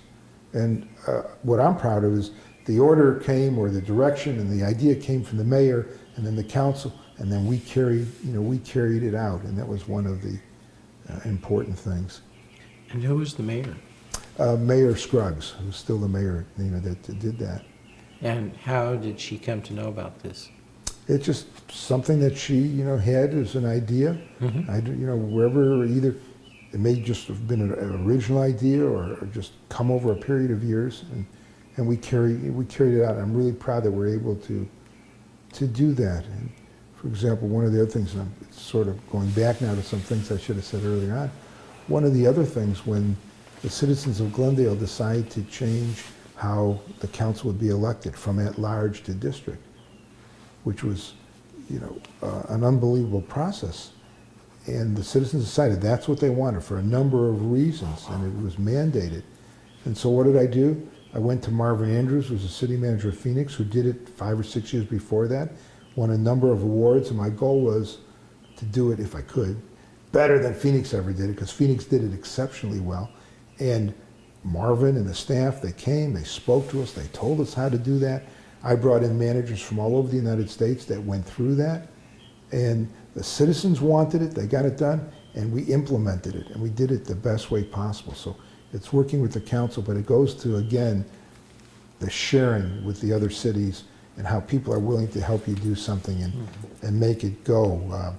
The city of Scottsdale went through that, even though they did not change to that. And I spoke at a number of occasions in Scottsdale, and they asked me to do that and say, what did you learn from your lessons, positive and negative, from that?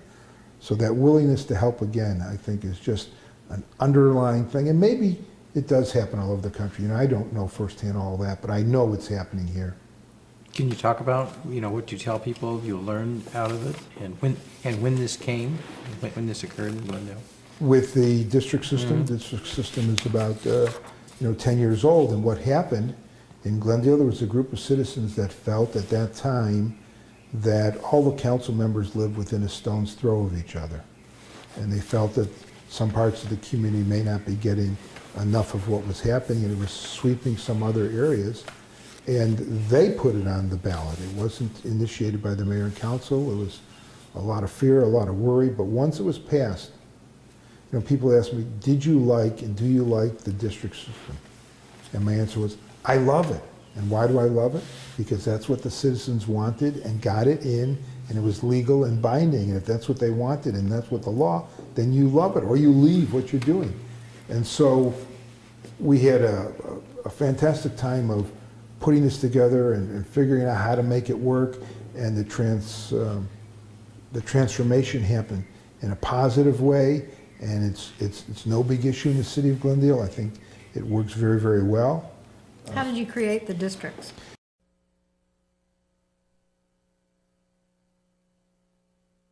How did you create the districts?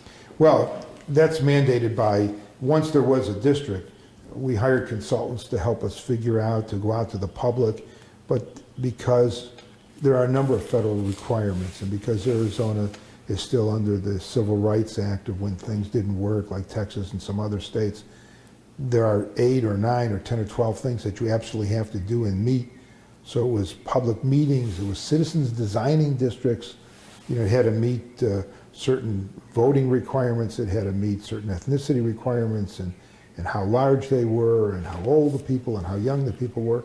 And so we learned from other cities. I brought in the city manager of Walnut Creek, who did it successfully, and again, Marvin Andrews was so helpful in doing it. And I really believe, you know, if the public and the council want something, and it's done in public, which it always is, and out in the open, they vote for it, then it's our job to do the best thing we can to make it happen.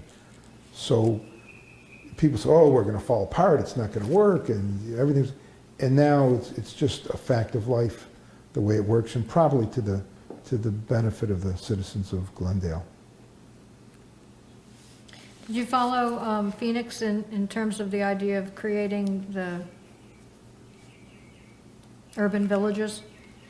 No, it was a different approach. What we learned from Phoenix was, you know, how to do that, and what was going to happen, how the government internally was going to change. I needed to get the staff prepared for change, and there was a lot of internal change. How we're going to change the computer system to answer citizen complaints, how understanding that, you know, the citizens are going to have a more active role, and that sometimes the paradox was we're going to have to think small, pothole by pothole, as long as the other issues, and how to prepare the budget so everybody gets a fair, you know, understanding of how this all works and goes. So the formula, again, was our own, but it was based on what other cities have done and the federal requirements, because it had to be approved by the federal government before you could make it happen. And Glendale, as others, was approved, and now there are more cities that have that kind of system. So I had the opportunity and the benefit and the challenges of working under an at-large system and the district system. And so to this day, if you tell me, do I like it? The people voted in, I like it. I like it. How about the convention center? Talk us through how Glendale decided to have its own civic center and convention center. We did, that's always, it's been a goal of the mayor and council to do that, and when you get enough size and mass, you know, in Glendale there was no single place to meet other than a school auditorium for 500 people or 400 people. And as a maturation and growth, you want to have the ability to have community events, to have private events, to have cultural events. And so Glendale worked very, very hard and had a bond issue passed also to build a civic center. And again, it was the goal and the strength of the mayor and council and the citizens that wanted to do this. And they built a civic center, which is very, very successful. It's one of the things that is changing downtown Glendale. And There was no question where it would be? That it well, would there was be a question downtown? of where it would be. Would it be up north? Would it be downtown? And the mayor and council decided on downtown. And also, since other cities, each of the cities, the big cities, have their own, you know, Phoenix is the monster, but each city has their own.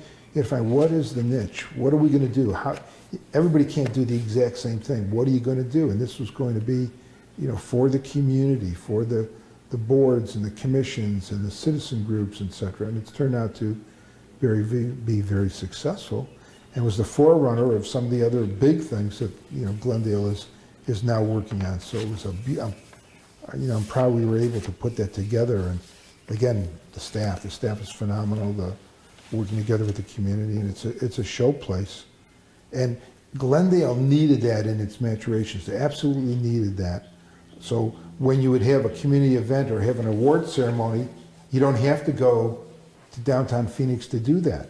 Not that there's anything wrong with it. You want to have your own, and now it's there, and it's a beautiful facility. And as I understand, a number of new things are happening around that civic center that is going to change downtown even more. How about, were you involved with the Coyotes coming to Glendale? On the periphery, that was the time that I was getting ready to retire. I went to several meetings. I was in the very beginning of the meetings when we met with Mr. Ellman and his staff. And so but I did not finish that. I was not the major player in that because I was retired at that time. But one thing that I want for history to have clear is Glendale never went out and to say, we're going to steal this or take this away from any city or Scottsdale. And most cities don't do that. What happened and what we said is because they were having some problems and it was going on for a long time, what Glendale said to the Ellman Corporation and others, if there is an opportunity, we'd like to be considered. We'd like to be in second place, that if it is not going to work, and et cetera, that we can make it work. And I was involved in that small part. After that, my assistant, Ed Beasley, who is now the manager, was the prime mover in that project. Can you talk about large projects like that may involve tax incentives and whatever? How do you think about going into that? That is what's the process? And obviously you look for benefits for the city, but how do you look at things like that? You know, it's still a debate today, economic incentive that's going on in the legislature of what we should do. But, you know, things happen at the local level. And so you look at it from number one, how do we increase the tax base so that the citizens can build parks, so we can do bicycle paths, so we can create jobs. So one is a tax base. The other, you look at economic development for diversification. You know, when times are bad, you want to have a diversified economy. So if one sector goes under, the other sector doesn't go under. People want to live and work in the same community. So that's another factor. Can you have the jobs to do that? On a global issue, if people don't have to drive 20 or 30 miles and are not going to the same place and we're not creating the air pollution, it would be good. So part of it is jobs. Part of it is that you're creating a diversified economy, a tax base, as a quality of life issues, and what would it do for a community? And sometimes you do things like that for image as well, which brings other things. It brings jobs, it brings more professional people in. For example, with Midwestern University, one, it would create jobs.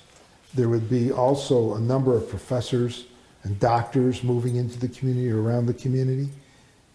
It had a great reputation. Glendale's got was building, one of the things we try to build upon is the image of an educational community. So the schools are good, the high schools are good. Glendale Community College is one of the largest, community colleges, as part of the largest district.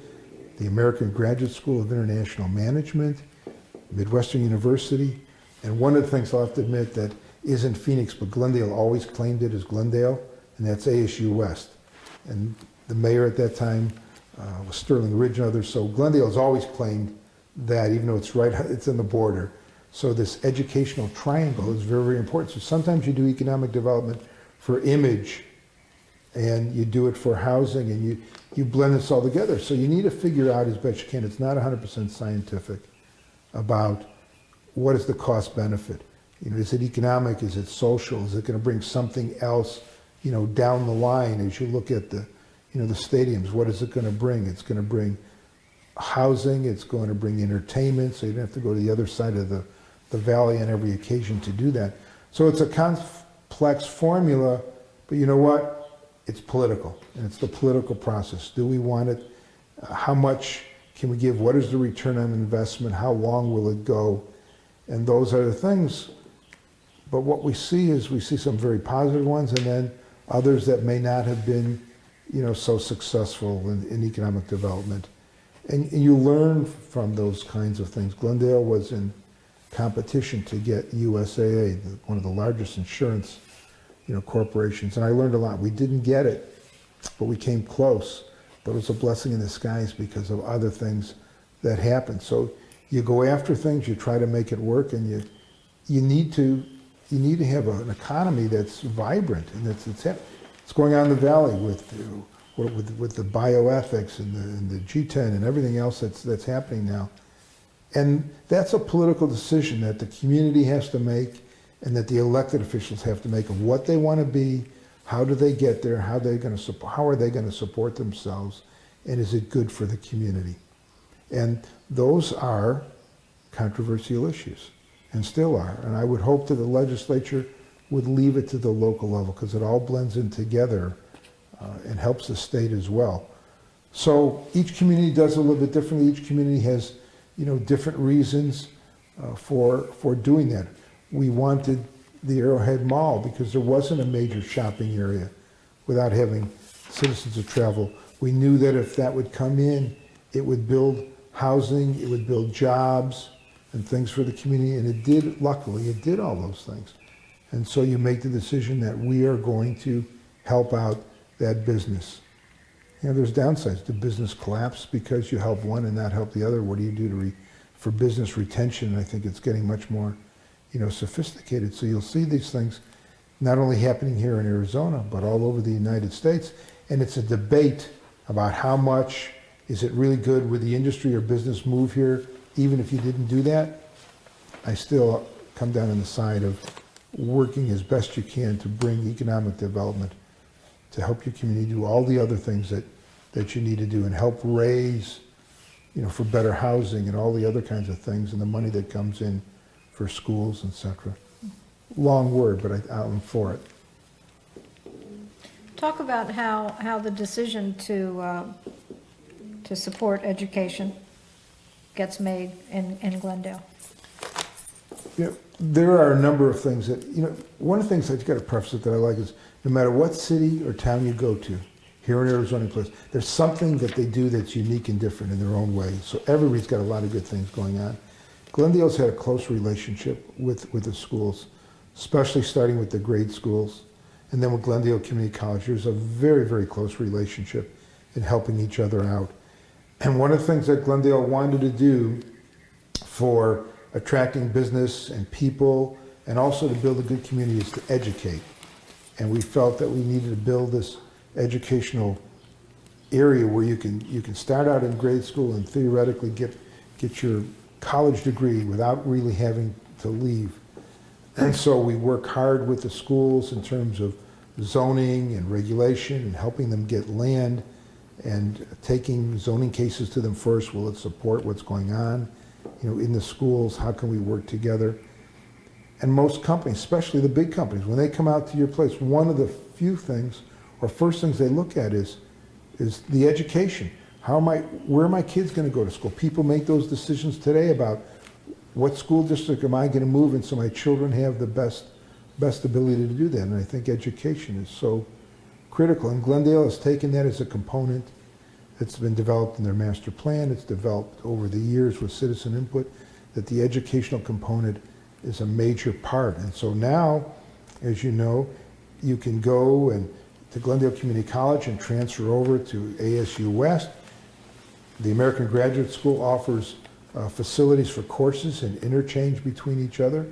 And I think that's one of the points that makes a viable community. And I've always believed in education. I've preached that with the employees and how important it is, and tuition reimbursement, and the bar is changing, and we've got to get new knowledge, and we've got to keep doing that. So Glendale has a strong, and always has a strong relationship with schools. Mm-hmm. Okay. Tell us what the expression neutral competence means. I don't think that really exists anymore. I wish I had the time to go way back and talk to you about it, but the early parts of government and public administration was founded on, with Max Weber and the bureaucracy, that we're going to be value neutral, that administrators are value neutral. You're competent in what you do, but you don't bring in your biases, you don't bring in other values. And there's been a debate through public administration for years, and it's been changing about, are you really value neutral? And in the early 60s, when we were having the different kind of decade, people were saying, what should public administration be like? And how can we be value neutral? And it's just filled with paradoxes in terms of, bureaucracy, and bureaucrats is not a bad word, and every organization has a bureaucracy, but it was built on, being value neutral, rules, regulations, doing the best you can, what you know and not who you know to get things done. But you can't, here's the paradox. If you treat everybody the same, guess what? You're not treating everybody the same. Everybody can't be treated the same. So how far do you go? How much are you value neutral? And I think the higher up you go in the organization, the more decision making you have, the more opportunities that you have. And so a competent administrator has always been there, being value neutral, being that I don't think really exists. And it may be an ideal that was established, 100 years ago, but isn't there. That doesn't mean that you can just willy-nilly and rules and regulations are necessary, but you got to have a heart, you got to have a soul. Everything can't be just done exactly the same, and every rule can't be followed the same way. So within reason, I think administrators of today need to think, and they do bring their values and ideas, and some are organizational ideas and values. So for me, and I may be wrong, I think that concept is long gone. Mm-hmm. So if it's been replaced with the notion that's not something possible to even attain, how would you characterize what really is in place? Because every city has their values, and In every some city areas manager it's has to there. have their I mean, values. it's not all gone. I mean, I need to find a better word than lower in the organization, but when you're at that street level, there are reasons for certain rules and regulations, and you still have to follow that. But the higher up you move in the organization, and the role of the manager is to be able to be flexible. Not, I never had total authority. I couldn't avoid the rules and regulations. They were there for a purpose. But you have to think, and that's what I want in the people that I hire in terms of what I talk about, political savvy and how to understand and when you have to, make a change and have that happen. So it's a combination. There are rules, but I feel you got to be flexible in where you can to make things happen. And it's easier to do, of course, higher. I keep going with this, higher up the organization than it is at the bottom of the organization. And that's a constant conflict and a constant value-based decision that the mayor and council make, that the staff makes as you go through. And I think that's part of the role of the manager, to put that stamp at least on the internal organization where you can. Mm-hmm. So it sounds like you're talking about flexibility and integrity as two really important characteristics of a city manager. But they even have tensions. That's life. It's there's a lot of difficult jobs, and you're balancing. I want to retain my job. I want to do good, but against what's good for the community and when is it time? It's those issues and ethical issues and things like that come up all the time, but you've got it's back to what I said in the very beginning. It's your name and your reputation. If you lose it, it's gone. You won't get it back. And I try to tell the young people, not only from who used to work for me, but now when I teach about the ethics and the morals and the values and your name and your reputation and how critical it is to what you do. And we're in the public light, and it's different than being in other kinds of occupations. And are you ready for it, and do you want that? Mm-hmm. How about in terms of, you've worked with 2 mayors in Glendale, is that right? More than that, 1, 2, 3, 4. 4 mayors. Okay, we missed 2 because we've only talked about Max. The first mayor I worked for was Max Class, and then there was Sterling Ridge was mayor while I worked there. Quentin Tolby was mayor for a very short time. George Renner I worked for 5, and George Renner was for about 10 years. And then Mayor Scruggs for, now I think it's been 10 years. So there's 5 mayors that I've worked for. Can you talk about differences in style here over time? Oh, yeah. I mean, they obviously must reflect the electorate at the time and the interests, how they. They were all different in their approach and in their style. There's commonalities, but and it also depends in the time of history. When Max Klaus was mayor, Glendale was working to get roads and streets, had no sales tax, had to push different issues, you had to start the profession, off. Each mayor has a goal or a philosophy of what they want to do and how they're doing that. And so you learn from that. Each one was different and what they felt, was important. And you have to learn their style. Some had a more hands-on style. Some had, trust the staff more than others do. And you build those kinds of relationships. And within your values of, your code of ethics that the city managers have, the enforcement is not very strong, but yet the paradox is it is so strong. It's one of the strongest code of ethics, in the country. And if it's within that code of ethics, then you do it. If not, it's time for you to move. As I get older, I know I didn't have that when I was first starting out. And that you have to sort of have this exit card in your mind of when for ethical or moral reasons, or when it's time to depart from where you are. But that was the fun and that was the challenge. Every mayor was different, and it's you work from, you do the best you can. Do you like them all the same? Well, maybe not. Maybe some more than others for different reasons. But they're there, they're elected, and your job is to do the best you can to make them and their council members successful in what you do. That's the role of the manager. Can you So talk it about was some fun. times that the exit card might have began to surface? Well, as you get older, you always ask those questions in terms of, when is the time? And sometimes sometimes it happens that the snowball just happens. Something really bad happens in the community, or a series of things happen when it's time. As I go around the country now, I see, and we talk to managers that say, I didn't know it was coming. Well, what is it? For whatever reason, you just didn't pay attention to it, or you thought you could do it forever. You have to be politically astute. I mean, it's not like you can be, well, at least I don't think, you can't be it forever. So, and you know what? You can ask 100 people and you can watch. It's up to you to make the decision that is right for you. But, change happens. There's an old saying that there's no old ugly city managers. So you have to take a look at when is it time to go? When is it time to do the right thing? And it's individual things. And in this business, there's a lot of managers that don't have that opportunity to make that decision.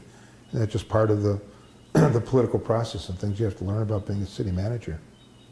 What are the tension and push-pull factors here for being mayor of a city that's 250,000 as opposed to 30? I mean, what style has changed? What kind of characteristics have changed here? I think part of it is how a mayor has to communicate today. And in many of the communities, like in Glendale or in Phoenix or Peoria or Tucson, where you have a district system, the mayor is usually the only one that is elected, or is the only one that's elected at large, and has the constituency of the whole community. The technology has changed, how people get information, how you communicate, with the mayor, how you communicate with the council. And you know what? Most people still don't understand what the council manager city, is, or what a city manager is. And I use that old joke, I've been trying to tell my mother-in-law for 35 years, what a city manager does. I finally gave up and I told her I was the mayor and she loved it, and that was all that happened. But it's much more sophisticated. The time demands it's a full-time job, even though it's a part-time job by pay and by the charter. But I don't think a manager or a mayor can be successful that doesn't spend a lot of time. And the mayor has a close relationship, with the staff. I think it's entirely different than when I first started out. And again, we talked about neighborhoods and how you have to interrelate and the amount of time you have to spend and develop those relationships, a la Glendale University and all those other things. The role has absolutely drastically changed. And it's much more difficult, much more complex, and much harder. And there are so many different variables and so many different problems that come up, all the time, that are interrelated, that are complex. And it takes a balance. I have great respect for every mayor that I've worked for and the role of mayor. And people have said, would you like to be an elected official? I said, no, I don't have the temperament. I don't have any of those kinds of skills, what it takes to be an elected official. I had and hope still have different kinds of skills. It's changed tremendously. You mentioned neighborhoods here as we've gone along here and working with people in them. Well, we've changed our concept of neighborhoods like we have downtown, because now we have neighborhood associations, and so you have organized enclaves. So how is that different to deal with in the development of a community when you've got a combination of both, the older areas that don't have those and the new areas that are formed with those? That's one of those skills that administrators need to develop that they didn't need 15 or 20 Right. years ago. One of the strongest quasi-governments that you have now are neighborhood associations, as you notice by the legislation that's coming or not coming. They're very powerful. They can get together quickly, to mobilize. And so you have to spend time cultivating them, and especially in a district system, and depending on the size city, a neighborhood or a district or a homeowner association could get a person elected or unelected, sometimes by themselves. People still don't vote as a whole, and so if you're in a district, you got a smaller group of people that you're responsible to. So I think the power and the influence that neighborhoods have and neighborhood associations have are growing and are very important. And one of the things that Glendale is doing, and I know other cities are doing this, but I'm giving you Glendale's perspective, Right. and I'm not saying Glendale does it any better. Glendale has spent a lot of time and holds meetings with homeowners associations to train people. Glendale has classes to train people to be on the boards of homeowners associations so they know how to be effective. And also when new homeowner associations form, what happens? They're run by the developer. The developer puts in most of the money. They don't understand the complex issues. They turn it over to you. Now you've got, like in here, the lakes, the parks, the debt, etc. So Glendale, as well as other cities, have special sessions in neighborhood group which train people to be board members of associations. That's innovative and different, and a different approach of what you have to do. Instead of making them your enemy, can you work together? It doesn't always work. There's an issue which I only watch from the side that has to do with Thunderbird Park up here, and it's a regional park, and it's natural, and there's a decision about how wide the road will be that goes through there, that goes from Phoenix to Glendale. And the neighborhood and the neighborhood associations got the attention of the council, and it's taken a long, long time, but I think there's a positive solution. Mm-hmm. So it's entirely different. Now that I look back, I wish when you asked me that question at the beginning, I could have thought of all those things all at once, of all the things that have changed, but that's what makes this profession so fantastic. It's not the same as it was 10 years ago, and it's not going to be the same 10 years from now.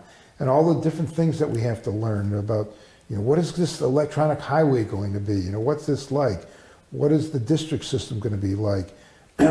What is AIDS? All of a sudden cities, 10, 50, what's going to happen here? All these new things that come in, to be, and that's what makes this profession so fantastic. It's different and it's changing, and what we did 10 or 15 years ago is not the same. I always thought if somebody was going to do a dissertation that they would go back and do the history of the Maricopa Association of Governments here in Arizona and see what the issues were 20 years ago, 15 years ago, 10 years ago, and today. And I think people would be astounded.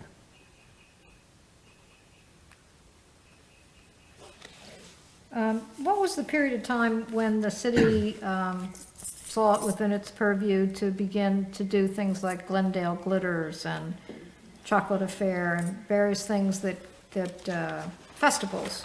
And what are they all about? They're all about creating a community image. They're about having a place for people in your community to feel proud and to stay and do things in your community.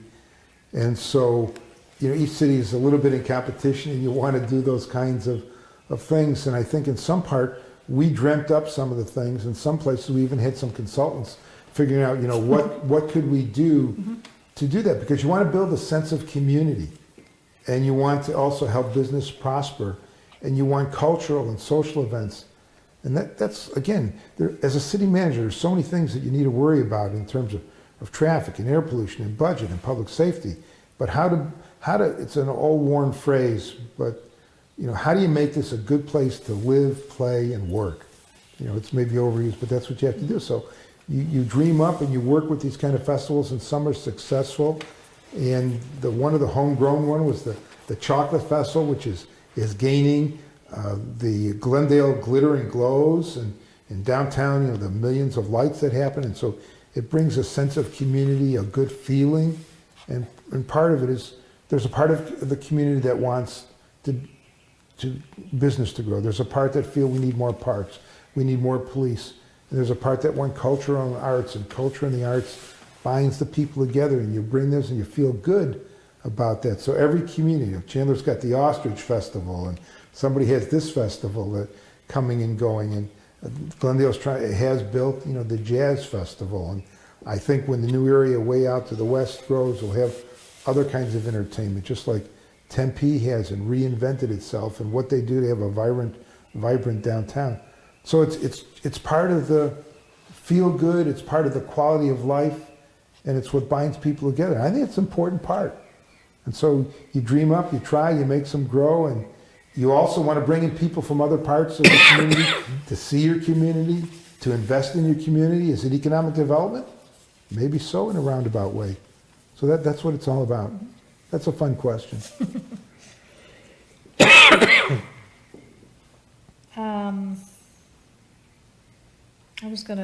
I think we're nearing our completion, so you can get back on the road. But to step back, could you talk a little bit about who some of the biggest influences were on you?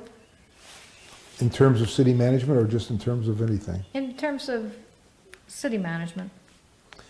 The first one was the professor that first told me what city managers do. And I'm joking, but I'm serious. One of them was a physics professor, and you say, how could that physics professor influence your career in city management? Well, that was the last science course that if I got another F, I was going to be out of school, and said, I think it's time to change. And so gave me that kind of advice. So there was two professors that were helpful in doing that.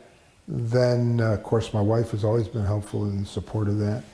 Robert Cooper was the city manager of Phoenix, absolutely, who gave me that first job. Marvin Andrews was also a former city manager of Glendale, who took me under his wing to do that. Other managers, other people that are in the profession, were the greatest influence. And I always had a tendency, and I liked people, and I wanted to work with people. I just didn't know what was out there. When I was growing up, you're either going to be a doctor or a pharmacist or a lawyer. I mean, those things weren't open. You didn't know about that. So it was in this case, it was the professors that opened up this whole new world, and talking about, you can be anything you want to be and what's out there now. So I think it's the two city managers and the two professors. And of course, my wife, through all the years to do that, was the greatest influence to go forward and be a city manager. And what do you think are some of the biggest challenges that will face city managers in the future? I think some of it's positive. I think the sophistication of the citizenry, the technology changes, the globalization of everything that's happening. We talk about new things.